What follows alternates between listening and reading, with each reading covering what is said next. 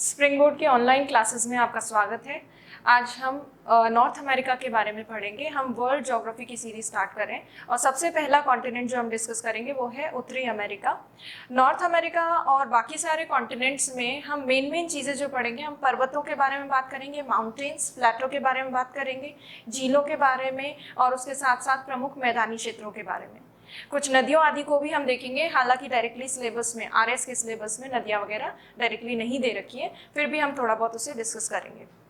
अब देखिए, आपके जो आरएस का मेन सिलेबस है उसमें पठार, नदियां, पठार, पर्वत, झीलें और हिमनद आदि दे रखे हैं और उनके विभिन्न प्रकार, किस तरह से पठार बनते हैं, कौन से पर्वत किस प्रकार से बनते हैं, कौन कौन से प्रकार होते हैं पर्वतों के, और आयु के हिसाब से, आयु के आधार पर क्या वर्गीकरण होता है पर्वतों का, वो सब भी हम डिस्कस करेंगे। पर पहले हम कॉन्टिनेंटल ज्योग्राफी स्टार्ट कर रहे हैं, महाद्वीपीय भूगोल, जिसमें विभिन्न महाद्वीपों के प्रमुख भौतिक प्रदेशों के बारे में हम डिस्कस करेंगे।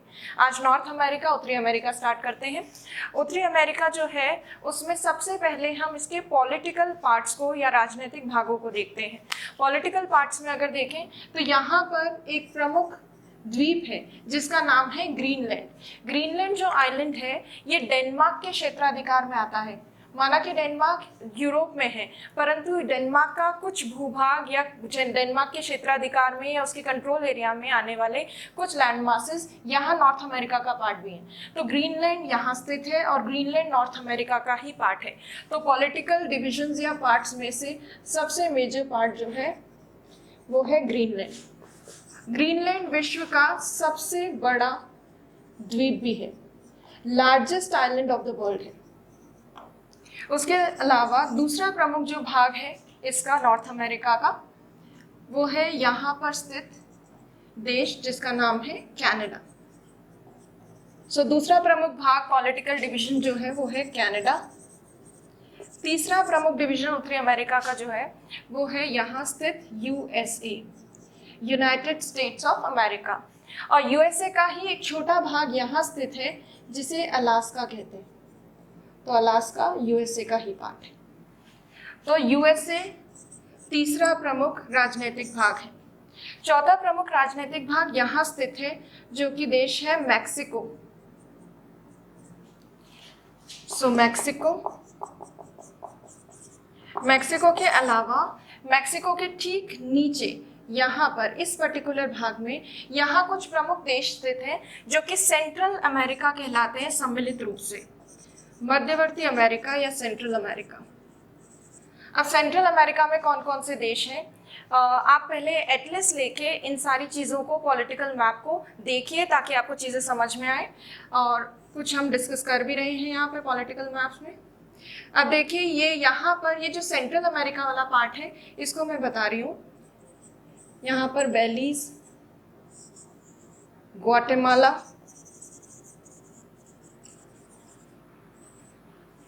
होंडुरास, ये देशों के नाम हैं। एल सल्वाडोर, आगे यहां स्थित है निकारागुआ। निकारागुआ के आगे स्थित है कोस्टा रिका और कोस्टा रिका के आगे बिल्कुल लास्ट जो टिप वाला क्षेत्र है वहां स्थित है पनामा। तो ये प्रमुख देश स्थित है सेंट्रल अमेरिका में। तो सेंट्रल अमेरिका में टोटल ऑलमोस्ट 7 कंट्रीज हैं जो इंक्लूडेड हैं, Belize, Guatemala, Honduras, El Salvador, Nicaragua, Costa Rica और पनामा। तो सेंट्रल अमेरिका भी नॉर्थ अमेरिका का ही एक मेजर पार्ट है। 6 जो नॉर्थ अमेरिका का पार्ट है वो है वेस्ट इंडीज। अब वेस्ट इंडीज किसे कहा जाता है, तो देखिए वेस्ट इंडीज में सम्मिलित है उत्तरी अमेरिका के द्वीप समूह, आइलैंड ग्रुप्स जो हैं। स्पेशली कौन से आइलैंड ग्रुप्स की बात हो रही है, इनकी। यहाँ जो ये आइलैंड्स हैं ये सम्मिलित रूप से ये द्वीप कहलाते हैं वेस्ट इंडीज। वेस्ट इंडीज में 2 प्रमुख द्वीप समूह सम्मिलित हैं। एक तो अटलांटिक द्वीप, अटलांटिक आइलैंड्स। अटलांटिक आइलैंड्स में यहाँ स्थित जो द्वीप हैं वो सम्मिलित हैं, जैसे बर्मुडा, बहामास, तुर्क्स, कैकोस। और दूसरे जो द्वीप समूह हैं वो हैं कैरेबियन द्वीप, कैरेबियन आइलैंड्स। और कैरेबियन आइलैंड्स जो हैं उसमें दो प्रमुख आइलैंड्स हैं। कुछ प्रमुख द्वीप जो हैं वो तो बहुत छोटे छोटे हैं और कुछ द्वीप हैं जिनका साइज थोड़ा बड़ा है, और जिन द्वीपों का साइज बड़ा है उन्हें कहा जाता है ग्रेटर एंटिलेस, और जिनका साइज छोटा है उन्हें कहा जाता है लेसर एंटिलेस।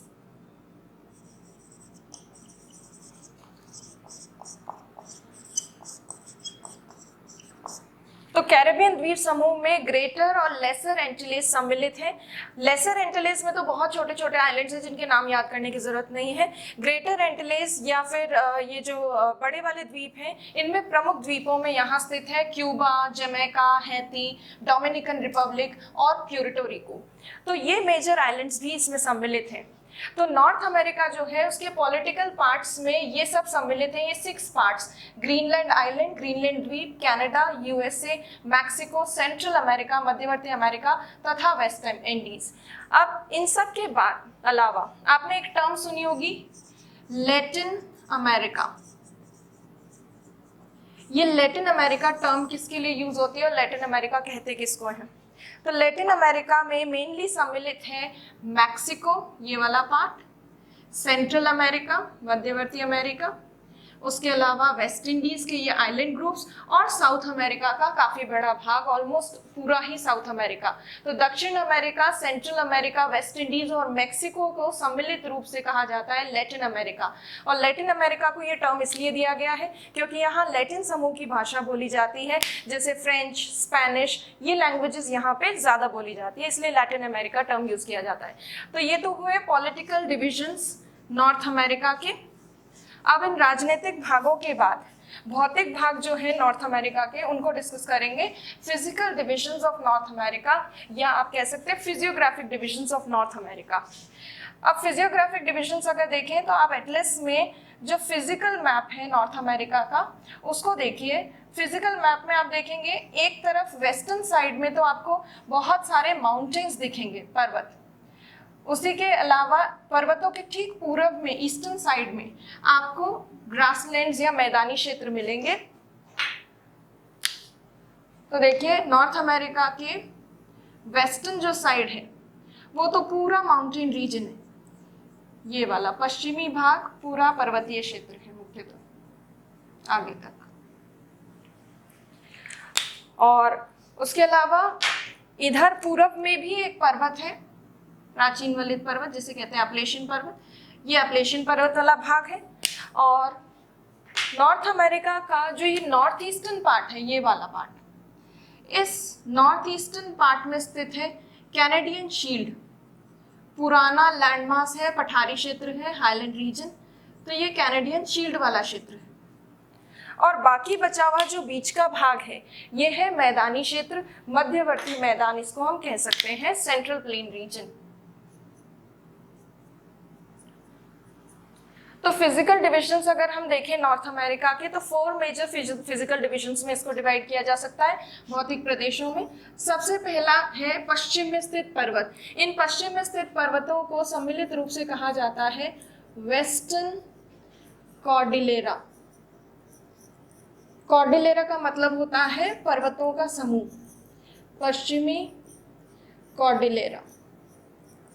दूसरा जो भौतिक प्रदेश है वो है पश्चिमी कॉर्डिलेरा के ठीक पास में स्थित ये मैदानी क्षेत्र, वेस्टर्न कॉर्डिलेरा के पास में प्लेन रीजन। इस प्लेन रीजन को कहते हैं central plain region, central plain region. Central plain region मध्यवर्ती मैदानी प्रदेश। इसी मैदानी प्रदेश में उत्तरी अमेरिका के प्रमुख जो घास के मैदान हैं जिन्हें हम प्रेरीज कहते हैं वो स्थित है, मैदानी प्रदेश। तीसरा जो भौतिक भाग है ये यहाँ पर ईस्टर्न साइड में जो माउंटेन है, ईस्टर्न और वेस्टर्न साइड के माउंटेन्स में डिफरेंस ये है कि वेस्टर्न साइड के पश्चिमी भाग के जो पर्वत है ये नवीन वलित है, नए बने हुए, और ये वाला पूर्वी भाग वाले पर्वत पुराने बने हुए। तो पूर्वी भाग में जो पुराने बने हुए पर्वत है उसका नाम है अपलेशियन पर्वत, तो इसे कहते हैं अपलेशियन पर्वतीय प्रदेश, अपलेशियन माउंटेन रीजन, अपलेशियन पर्वतीय प्रदेश। चौथा जो भाग है नॉर्थ अमेरिका का, वो यहाँ स्थित है नॉर्थ ईस्टर्न पार्ट में, उत्तर पूर्वी भाग में, और इसे कहा जाता है Canadian shield region. Canadian shield region, shield का मतलब यहाँ एक पठारी क्षेत्र है जिसे हम कैनेडियन शील्ड रीजन या कैनेडियन उच्च प्रदेश भी कह सकते हैं। कैनेडियन शील्ड प्रदेश।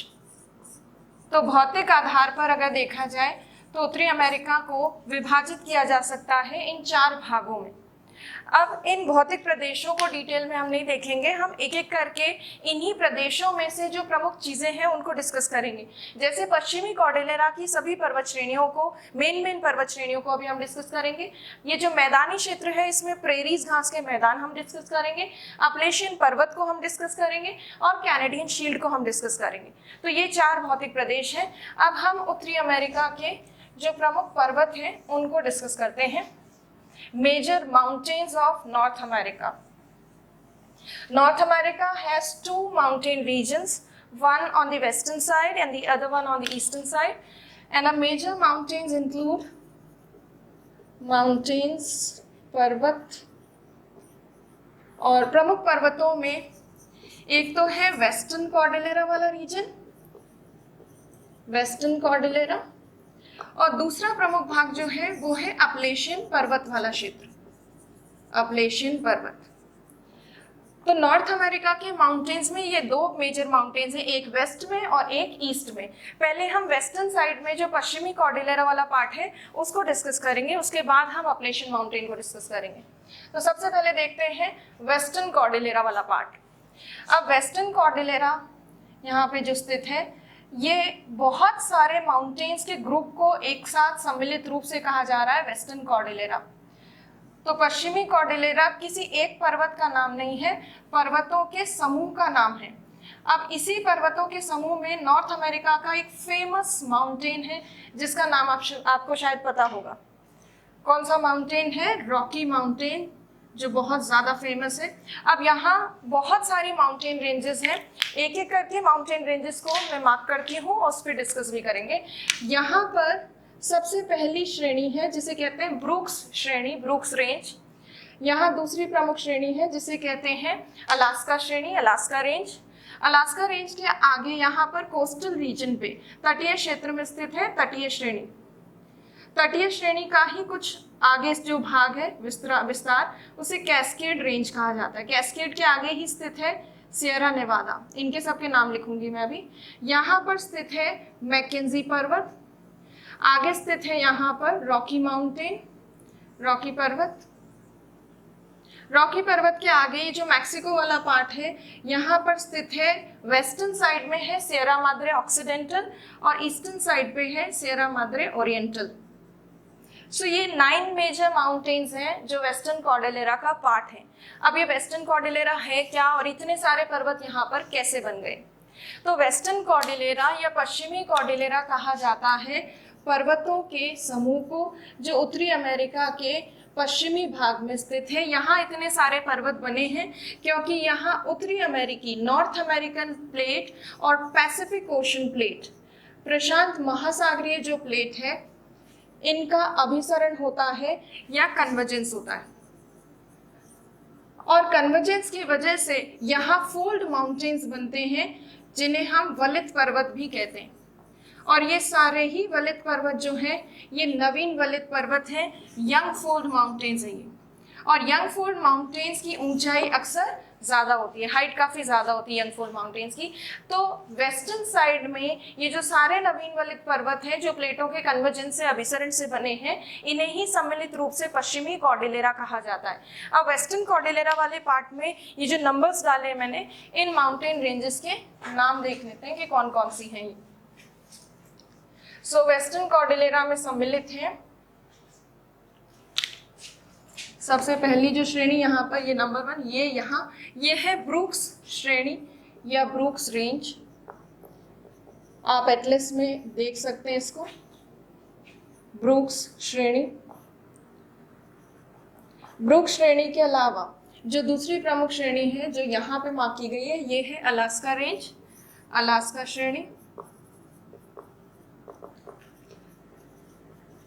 अलास्का श्रेणी के अलावा आगे जो ये श्रेणी है जो कोस्टल रीजन के पास है, इसे तटीय श्रेणी कहते हैं, कोस्ट रेंज, तटीय श्रेणी। ये जो चौथी श्रेणी है कोस्ट रेंज का ही विस्तार है, कोस्ट रेंज का ही एक्सटेंडेड पार्ट मानी जाती है, इसका नाम है कैस्केड श्रेणी या कैस्केड रेंज। कैस्केड के बाद आगे यहाँ जो ये 5th नंबर है, ये वाली है Sierra Nevada, Sierra Nevada mountain या श्रेणी, Sierra Newada.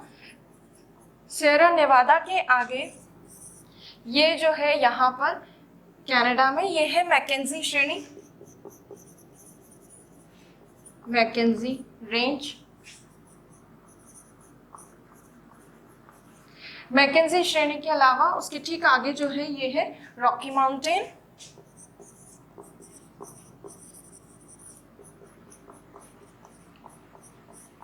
Rocky mountain, Rocky पर्वत।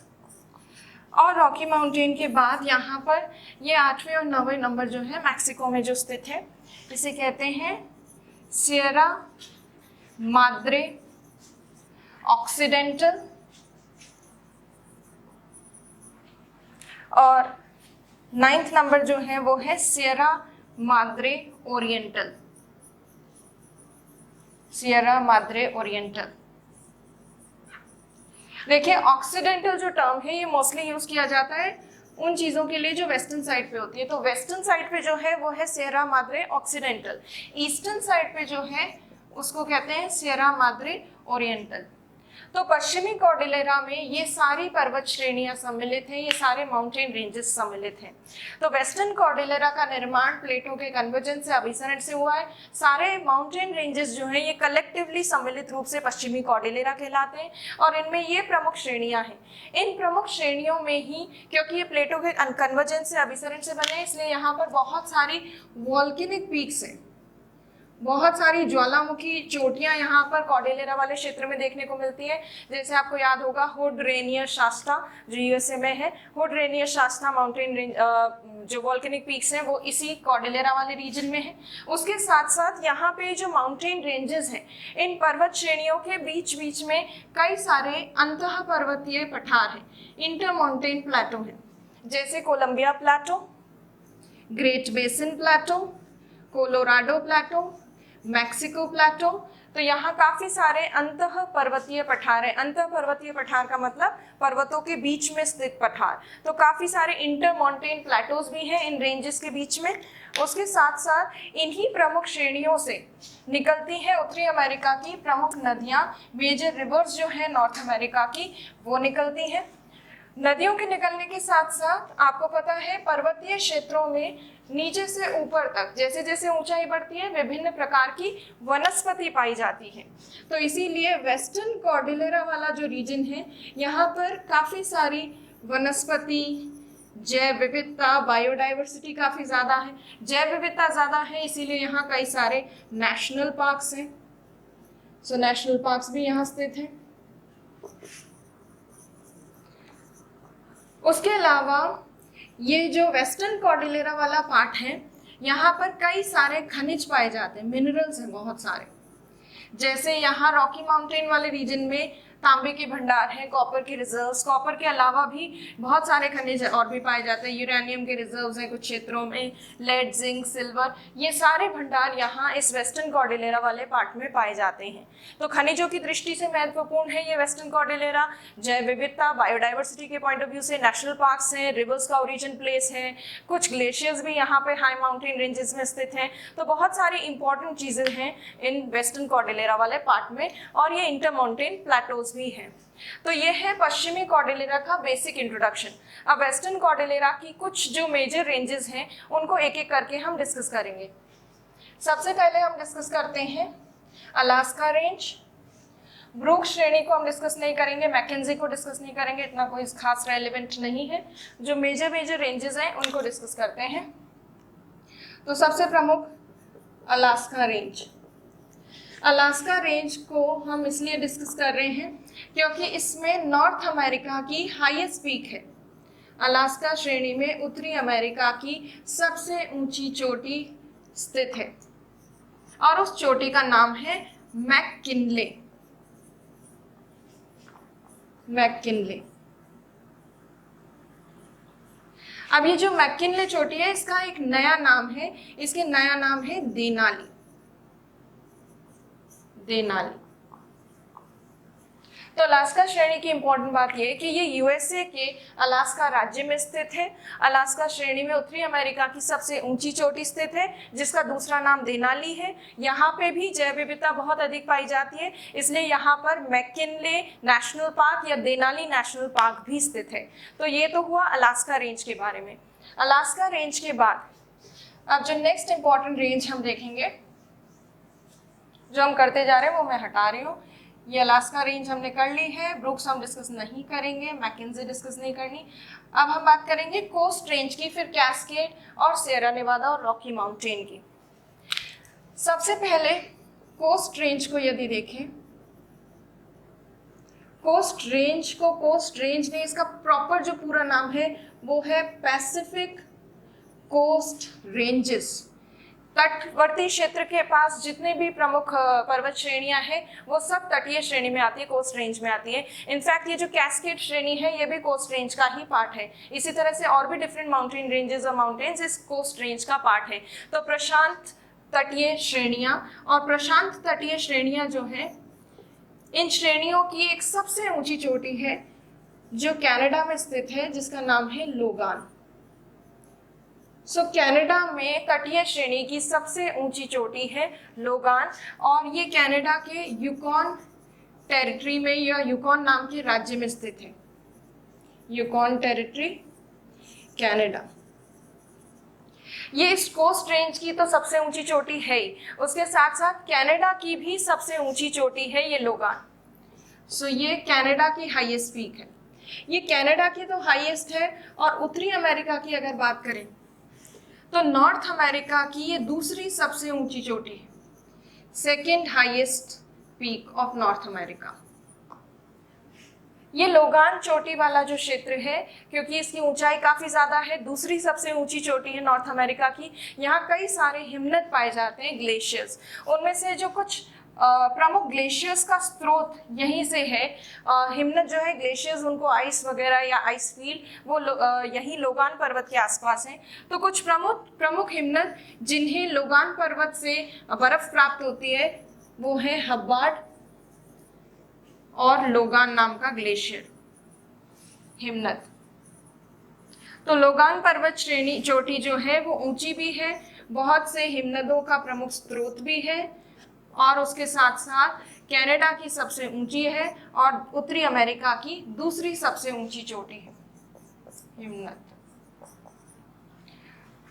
तो तटीय श्रेणी, प्रशांत तटीय श्रेणी की सबसे ऊंची चोटी, और केवल प्रशांत तटीय श्रेणी की ही नहीं, कनाडा की भी सबसे ऊंची चोटी, उत्तरी अमेरिका की दूसरी सबसे ऊंची चोटी, कुछ हिमनदों का प्रमुख स्रोत यहीं से है, इसी लोगान पर्वत चोटी से, और वो है हब्बार्ड और लोगान हिमनद। तो ये तो है प्रशांत तटीय श्रेणी। अब जैसा मैंने बताया कि प्रशांत तटीय श्रेणी में बहुत सारे पर्वत और पर्वत श्रेणियां आदि सम्मिलित हैं। तो कौन से माउंटेन्स हैं उनकी भी हम थोड़ा हाईएस्ट पीक वगैरह देख लेते हैं। तो ये जो अभी हमने लोगान चोटी देखी, जो पूरे प्रशांत तटीय श्रेणी की सबसे ऊंची चोटी है, ये एक प्रमुख पर्वत में स्थित है जिसका नाम है सेंट एलियास पर्वत। सेंट एलियास माउंटेन की हाईएस्ट पीक है लोगान, और लोगान पूरे तटीय श्रेणी की भी हाईएस्ट पीक है। और दूसरी जो यहाँ पे एक प्रमुख पर्वत है, एक कोस्ट नाम का भी पर्वत है, तटीय पर्वत, कोस्ट माउंटेन, और उसकी हाईएस्ट पीक है वेडिंगटन। वेडिंगटन चोटी। इसके अलावा कोस्ट रेंज का ही आगे विस्तृत भाग या एक्सटेंडेड पार्ट है कैस्केड रेंज, कैस्केड श्रेणी, और इस कैस्केड श्रेणी की सबसे ऊंची चोटी है रेनियर। फेमस जो वॉल्केनिक माउंटेन है रेनियर, वो इसकी सबसे ऊंची चोटी है। तो ये हो गई पैसिफिक कोस्ट रेंज। प्रशांत महासागरीय तटीय श्रेणी में ये सभी तटीय पर्वत सम्मिलित हैं। इनमें से कुछ प्रमुख पर्वतों की ऊंची चोटी में है एलियास पर्वत की ऊंची चोटी लोगान, जो कनाडा की सबसे ऊंची, प्रशांत तटीय श्रेणी की सबसे ऊंची और नॉर्थ अमेरिका की दूसरी सबसे ऊंची है। तटीय पर्वत की सबसे ऊंची चोटी है वेडिंगटन। कैस्केड श्रेणी की रेनियर सबसे ऊंची चोटी है। कैस्केड श्रेणी वाले क्षेत्र में ही हुड, रेनियर और शास्ता, ये तीनों पर्वत आपको यहीं पे मिलेंगे। तो ये हो गई प्रशांत तटीय श्रेणी। पैसिफिक कोस्ट रेंज के बाद अब हम बात करेंगे सियरा नेवादा की। तो ये तटीय श्रेणी हम देख चुके हैं। तटीय श्रेणी के अलावा ये कैस्केड रेंज हमने इसी में देख लिया। अब हम बात करेंगे इसकी 5th नंबर जो माउंटेन है, इसका नाम है सियरा नेवादा।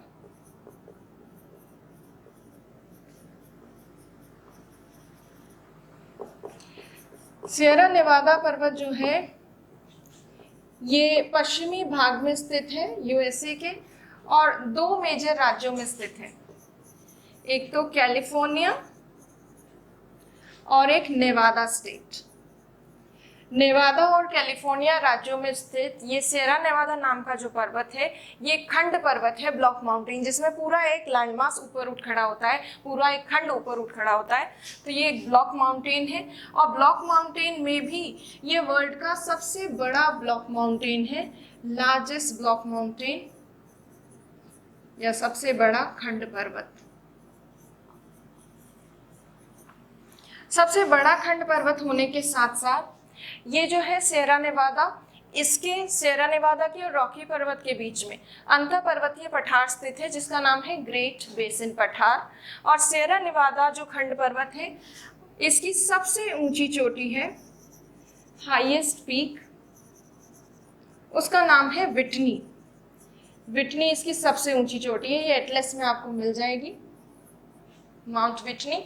उसके अलावा सियरा नेवादा में काफ़ी सारी और भी प्रमुख चीज़ें हैं, जैसे पूरे नॉर्थ अमेरिका की सबसे बड़ी अल्पाइन झील। अल्पाइन क्या होती है? ऊंचे पर्वतों पर पाई जाने वाली झील या कोई भी हिमनद या कोई वनस्पति। अल्पाइन मतलब ऊंचे पर्वतों पर पाई जाने वाली। तो अल्पाइन झीलों में जितनी भी और नॉर्थ अमेरिका में अल्पाइन झीलें हैं, उनमें सबसे बड़ी अल्पाइन झील यहीं पर मिलेगी सियरा नेवादा वाले पर्वतीय क्षेत्र में। तो नॉर्थ अमेरिका की लार्जेस्ट अल्पाइन लेक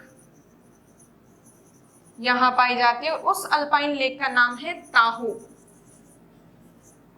ताहो नाम की अल्पाइन झील यहां पाई जाती है, सबसे बड़ी है, नॉर्थ अमेरिका की सबसे बड़ी है, वर्ल्ड की नहीं है। और फिर उसके अलावा ये जो सियरा नेवादा नाम का पर्वतीय क्षेत्र है, यहाँ विश्व का सबसे बड़ा पेड़, सबसे बड़ा वृक्ष देखने को मिलता है, और उस विशालकाय, उस सबसे बड़े वृक्ष का नाम है largest tree of the world. सबसे बड़ा ट्री वर्ल्ड का, उसका नाम है जायंट सिकोया। जायंट सिकोया, जिसे विशालकाय सिकोया भी कहा जा सकता है।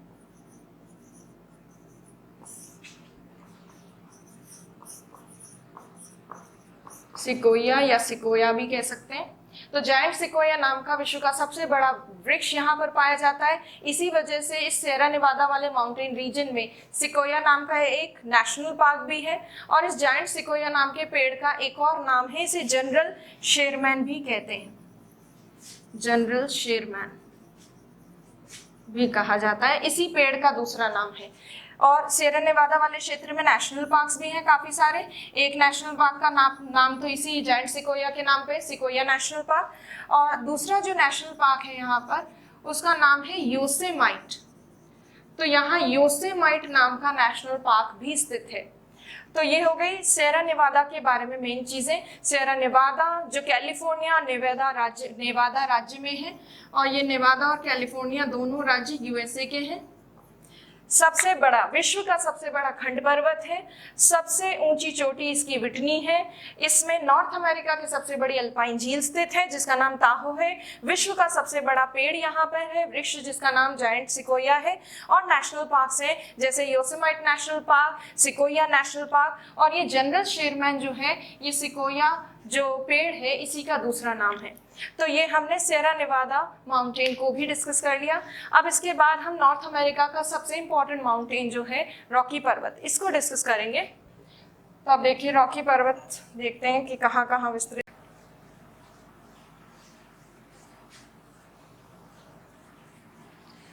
और अब रॉकी पर्वत जो है वो भी एक यंग फोल्ड माउंटेन है, नवीन वलित पर्वत।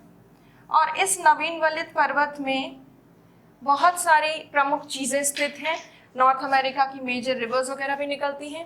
अब ये कहाँ से शुरू होता है और कहाँ खत्म होता है, तो ये कनाडा और यूएसए में विस्तृत है। और इसका जो विस्तार है, एक्सटेंशन रॉकी माउंटेन का, ये कुछ इस तरह से है।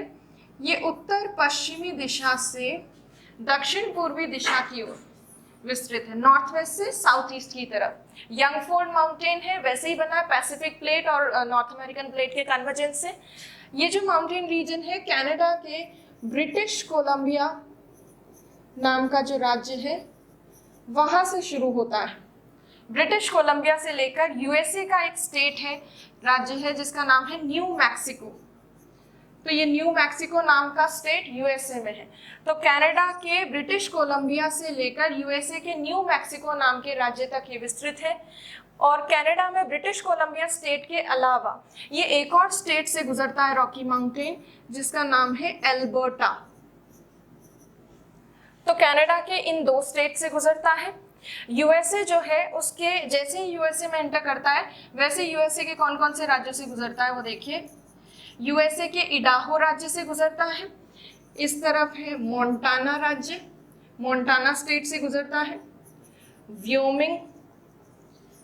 व्योमिंग स्टेट से राज्य से गुजरता है। व्योमिंग राज्य के अलावा उटाह राज्य से गुजरता है, कोलोराडो राज्य से गुजरता है और न्यू मैक्सिको में तो है ही। तो कुल मिलाकर रॉकी पर्वत का विस्तार कनाडा के ब्रिटिश कोलंबिया, एल्बर्टा और यूएसए के Idaho, Montana, Wyoming, Colorado, Utah और न्यू मैक्सिको, इन सब स्टेट्स में इसका विस्तार है। रॉकी माउंटेन जो है इसकी हाईएस्ट पीक आपको कोलोराडो स्टेट में देखने को मिलती है, कोलोराडो राज्य में। ये सब स्टेट्स आपको एटलस में मिल जाएंगे। एटलस में पॉलिटिकल मैप देखिए नॉर्थ अमेरिका का। ये जो यूएसए में कोलोराडो स्टेट है, इसमें रॉकी माउंटेन की हाईएस्ट पीक स्थित है, सबसे ऊंची चोटी, और उस ऊंची चोटी का नाम है माउंट एल्बर्ट। एल्बर्ट इसकी सबसे ऊंची चोटी है पूरे रॉकी माउंटेन की। कनाडा में जो रॉकी माउंटेन का भाग है उसकी सबसे ऊंची चोटी का नाम है रॉबसन। कैनेडियन रॉकीज की सबसे ऊंची चोटी है रॉबसन, ये भी आपको एटलस में मिल जाएगी। और ओवरऑल रॉकी की सबसे ऊंची चोटी है एल्बर्ट। रॉकी माउंटेन जो है इससे बहुत सी प्रमुख नदियां निकलती है, खास तौर पर यूएसए की प्रमुख नदियां, क्योंकि आप देखेंगे रॉकी माउंटेन का ज्यादातर पार्ट यूएसए में स्थित है, इसीलिए रॉकी माउंटेन से कई मेजर रिवर्स निकलती हैं।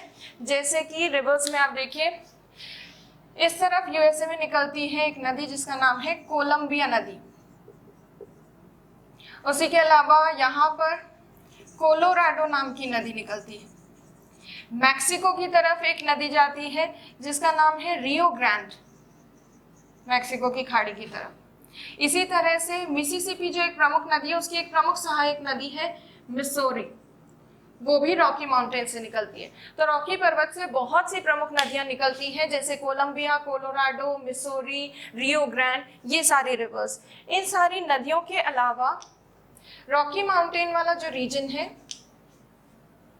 इसमें कई सारी इंपॉर्टेंट चीजें और हैं। जैसे कि हमने पश्चिमी कॉर्डिलेरा में देखा कि वेस्टर्न कॉर्डिलेरा में काफी सारे खनिज मिलते हैं। रॉकी माउंटेन मेनली फेमस है एक प्रमुख खनिज के लिए, वो है कॉपर। रॉकी माउंटेन में ज्यादातर तांबे के भंडार पाए जाते हैं। तांबे के अलावा भी कुछ अन्य खनिज हैं जैसे सीसा, जस्ता, चांदी, lead, zinc, silver are also found here. And क्योंकि माउंटेन रीजन है, माउंटेन रीजन में नीचे से ऊपर तक बहुत सारे टाइप की वेजिटेशन, वनस्पति पाई जाती है। तो रॉकी माउंटेन में भी काफी सारी वनस्पति है। वनस्पति होने के कारण जैव विविधता, बायोडाइवर्सिटी काफी ज्यादा है। बायोडाइवर्सिटी ज्यादा होने के कारण यहाँ कई सारे नेशनल पार्क्स हैं। और नेशनल पार्क्स में से, राष्ट्रीय उद्यान में से कुछ प्रमुख राष्ट्रीय उद्यान के नाम देखिए। येलोस्टोन नेशनल पार्क यहाँ स्थित है, योहो नाम का नेशनल पार्क यहाँ स्थित है, येलोस्टोन नेशनल पार्क, पहले भी हमने क्लास में एक दो बार इसका नाम देखा है या लिखा है। आप याद कीजिए कि कब हमने येलोस्टोन नेशनल पार्क का नाम लिखा था, किस चीज के लिए फेमस है येलोस्टोन नेशनल पार्क, आप रिकॉल करके और बताइए। सो नेशनल पार्क्स में ये येलोस्टोन और योहो नाम के नेशनल पार्क्स यहाँ रॉकी माउंटेन में पाए जाते हैं। रॉकी माउंटेन जो है ये वर्ल्ड की, विश्व की सेकंड लॉन्गेस्ट माउंटेन रेंज है, दूसरी सबसे लंबी पर्वत श्रेणी है। विश्व की सबसे लंबी पर्वत श्रेणी साउथ अमेरिका में, जिसका नाम है एंडीज। एंडीज के बाद दूसरी सबसे लंबी पर्वत श्रेणी ये रॉकी वाली ही है। सो रॉकी माउंटेन रेंज जो है उसमें ये इंपॉर्टेंट चीज है। अब रॉकी माउंटेन के ठीक वेस्टर्न साइड में, पश्चिमी भाग में ये रॉकी पर्वत है, इसके ठीक पश्चिम में यहाँ कई सारी पर्वत श्रेणियां हैं जिन्हें कहा जा सकता है पैसिफिक कोस्ट रेंजेस या प्रशांत तटीय श्रेणियां। रॉकी पर्वत और प्रशांत तटीय श्रेणियों के बीच में बहुत सारे इंटर माउंटेन प्लेटो हैं, अंतर पर्वतीय पठार, जैसे कोलंबिया, ग्रेट बेसिन, कोलोराडो। सो ये सारे मेजर माउंटेन स्थित हैं यहाँ पर, प्लेटो स्थित हैं। तो इस तरह से रॉकी माउंटेन ऊंची चोटी के लिए विख्यात है, खनिजों के भंडार के लिए विख्यात है, नदियों के उद्गम केंद्र के रूप में विख्यात है या इम्पोर्टेंट है। उसके साथ साथ जैव विविधता, राष्ट्रीय उद्यान और विश्व की दूसरी सबसे लंबी श्रेणी भी है। तो ये हो गया रॉकी माउंटेन के बारे में। रॉकी माउंटेन के बाद अब अगर हम देखें यहाँ मैक्सिको में जो माउंटेन है दो, इधर वेस्टर्न साइड में जो माउंटेन है उसका नाम है Sierra Madre occidental. Occidental word is used for western side, and इधर है सियरा माद्रे ओरिएंटल। दोनों के बीच में है मैक्सिको का पठार। पठार हम बाद में अगली क्लास में देखेंगे, तो इस पठार को हम बाद में डिस्कस करेंगे। और सियरा माद्रे जो है, ये दोनों श्रेणियां ये इतनी ज्यादा रेलिवेंट नहीं है, तो इसको अभी हम डिटेल में डिस्कस नहीं करेंगे। इन सब पर्वतों के अलावा, ये सब तो थे वेस्टर्न कॉर्डिलेरा का पार्ट, पश्चिमी कॉर्डिलेरा का भाग। इन सब के अलावा नॉर्थ अमेरिका के ईस्टर्न साइड में भी एक माउंटेन है जो वेस्टर्न कॉर्डिलेरा का पार्ट नहीं है, जो एक अलग प्रदेश में पड़ता है, जिसका नाम है अपलेशियन पर्वत। तो अब हम अपलेशियन पर्वत को डिस्कस करते हैं। अपलेशियन माउंटेन, अपलेशियन पर्वत जो है ईस्टर्न साइड में स्थित है नॉर्थ अमेरिका के, और मेनली उसका ज्यादातर भाग यूएसए में स्थित है। तो यूएसए के पूर्वी भाग में अपलेशियन पर्वत स्थित है। अपलेशियन पर्वत बाकी वेस्टर्न कॉर्डिलेरा वाले पर्वतों से अलग है, क्योंकि ये प्राचीन वलित पर्वत है, पुराना बना हुआ पर्वत है। अपलेशियन पर्वत ओल्ड फोल्ड माउंटेन है, प्राचीन वलित पर्वत। अक्सर प्राचीन वलित पर्वत जो होते हैं वो काफी ज्यादा इरोड हो जाते हैं, अपरदित हो जाते हैं। इरोजन के कारण उनकी हाइट काफी कम बचती है और ऊंचाई कम है इसकी, काफी इरोड हो चुका है। लगभग आपको 1000 से 2000 मीटर के आसपास इतना ही रेंज मिलेगा इसकी हाइट का, इतनी ज्यादा अधिक नहीं है। अपलेशियन पर्वत की जो सबसे ऊंची चोटी है, हाईएस्ट पीक, उसका नाम है मिशेल। और ये मिशेल चोटी है, एटलस में आपके लिखा होगा मिचेल या मिटचेल, जो कि रॉन्ग प्रोनाउंसिएशन है, ये श प्रोनाउंस होगा। तो मिशेल इसकी हाईएस्ट पीक है। अब अपलेशियन पर्वतीय क्षेत्र जो यहाँ है, अपलेशियन पर्वत में बहुत प्रमुख उच्च गुणवत्ता के कोयले के भंडार पाए जाते हैं। तो काफी अच्छे खासे गुड क्वालिटी कोल रिजर्व्स यहाँ देखने को मिलते हैं। कोयले के भंडार के अलावा अपलेशियन पर्वत जो है वो विभिन्न कालों में बना है, पृथ्वी के इतिहास में अलग अलग पीरियड्स में बना है। और अपलेशियन माउंटेन का जो ईस्टर्न साइड है, जो सबसे पुराना है, पूर्वी भाग का अपरदन, इरोजन काफी ज्यादा हुआ है।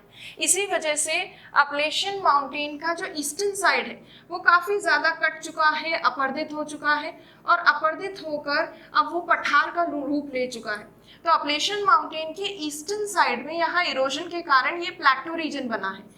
इस पठार को कहते हैं पीडमोंट पठार। तो ये पीडमोंट प्लेटो यहाँ देखने को मिलता है, पीडमोंट। तो अपलेशियन पर्वत के पूर्वी ढाल के पास अपरदन के कारण पीडमोंट पठार का निर्माण हुआ है। और अपलेशियन पर्वत से जो भी नदियां वगैरह निकलती हैं वो इस पठारी क्षेत्र से होते हुए गुजरती हैं, और जब पठार से होते हुए गुजरेंगी तो अपलेशियन पर्वत मान लीजिए यहाँ है, ये पठार है, यहाँ से नदियां गुजरी और गिरी। तो नदियां जब गिरती हैं तो यहाँ तटवर्ती क्षेत्र में आकर गिरती हैं, कोस्टल रीजन में, ईस्टर्न कोस्टल रीजन में। तो ईस्टर्न कोस्टल रीजन में गिरते समय नदियां बनाती हैं जलप्रपात, वाटरफॉल। तो यहाँ अगर देखें इस माउंटेन के ईस्टर्न स्लोप्स के पास जो ये पूरा प्लेटो रीजन है, पठारी क्षेत्र, ये मान लीजिए पूरा पठारी क्षेत्र है, ये पूरा पठारी क्षेत्र है, ये पूरा पर्वतीय क्षेत्र। तो पठारी क्षेत्र जो है पर्वत के ठीक पास में, यहाँ जितनी भी नदियां गिरती हैं वो मुख्यतः बनाती हैं जलप्रपात। और इतने सारे वाटरफॉल्स बनने की वजह से ये जो पठार का एज है, बिल्कुल कॉर्नर वाला रीजन है, ये वाला पार्ट, यहाँ बहुत सारे वाटरफॉल्स बनते हैं, इसीलिए इसको कहा जाता है फॉल लाइन रीजन, या इसे कह सकते हैं हिंदी में प्रपात रेखा क्षेत्र, प्रपात रेखा क्षेत्र। और जब यहाँ इतने ज्यादा वाटरफॉल्स बनते हैं और इसे फॉल लाइन रीजन कहते हैं, तो ये फॉल लाइन रीजन यूज में लिया जाता है जल विद्युत उत्पादन के लिए, हाइड्रो इलेक्ट्रिसिटी प्रोडक्शन के लिए। तो ये fall line region hydro electricity production के लिए इंपॉर्टेंट है, जल विद्युत उत्पादन के लिए उपयोगी है। तो उत्तरी अमेरिका का काफी प्रमुख जल विद्युत उत्पादन करने वाला क्षेत्र अपलेशियन पर्वत के ठीक पूर्व में पीडमोंट पठार के पास फॉल लाइन क्षेत्र जो है वो है। तो अगर हम अपलेशियन माउंटेन को ओवरऑल देखें तो इसमें कोयले के भंडार हैं, उसके साथ साथ इसमें जल विद्युत उत्पादन करने के लिए प्रमुख जल स्रोत और जलप्रपात आदि है। और इसी वजह से अपलेशियन माउंटेन जो है पूरे नॉर्थ अमेरिका में ऊर्जा सुरक्षा या एनर्जी सिक्योरिटी के पॉइंट ऑफ व्यू से काफ़ी इम्पॉर्टेंट है। एनर्जी सिक्योरिटी कैसे? क्योंकि यहाँ ऊर्जा के दो प्रमुख स्रोत है, एक तो जल विद्युत उत्पादन हो रहा है, कोयला भी एक ऊर्जा का स्रोत है जो यहाँ पे प्राप्त हो रहा है। तो अपलेशियन पर्वत भले ही पुराना बना हुआ पर्वत है बट उसका आज भी काफी ज्यादा रेलेवेंस है। और अपलेशियन पर्वत में पाए जाने वाले कोयले की वजह से ही यहाँ इस पार्ट में नॉर्थ अमेरिका में काफी सारी इंडस्ट्रीज डेवलप हुई हैं। तो ये हुए नॉर्थ अमेरिका के प्रमुख पर्वत। दो पार्ट्स है पर्वतों के, वेस्टर्न कॉर्डिलेरा, पश्चिमी कॉर्डिलेरा, और ईस्टर्न साइड में अपलेशियन पर्वत। और पश्चिमी कॉर्डिलेरा के कुछ प्रमुख पर्वत श्रेणियों को हमने डिस्कस किया और अपलेशियन माउंटेन को डिस्कस किया। ये पर्वत आज हम डिस्कस कर चुके हैं। नेक्स्ट क्लास में हम डिस्कस करेंगे पठारों के बारे में। Thank you.